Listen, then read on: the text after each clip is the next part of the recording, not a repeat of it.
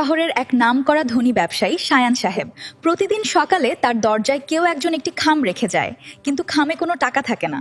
থাকে কেবল একটি পুরনো ছোট চিরকুট, যেখানে লেখা থাকে, আজকের দিনটি আপনার ঋণের কিস্তি শোধ করার দিন। শায়ান সাহেব অবাক হন, কারণ তার কোনো ঋণ নেই। শায়ান সাহেব লোক লাগিয়েও সেই রহস্যময় ব্যক্তিকে ধরতে পারেন না। একদিন তিনি নিজেই লুকিয়ে থাকলেন।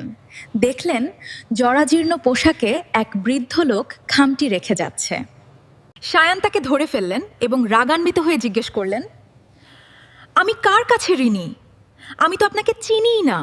বৃদ্ধ শান্ত গলায় বললেন, আপনি আমাকে চিনবেন না, কিন্তু আপনার কলিজা আমাকে চেনে।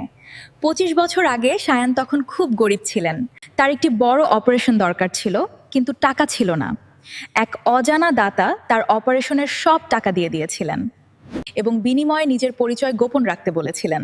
শায়ান সুস্থ হয়ে বড় ব্যবসায়ী হন, কিন্তু কখনো জানতে পারেননি সেই টাকা কার ছিল। পকেট থেকে একটি পুরনো ছবি বের করলেন।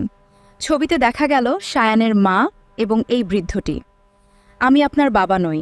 বৃদ্ধ বলেন, আমি আপনার মায়ের সেই পুরনো বন্ধু, যে আপনার অপারেশনের টাকার জন্য নিজের শেষ সম্বলটুকু বিক্রি করে দিয়েছিল।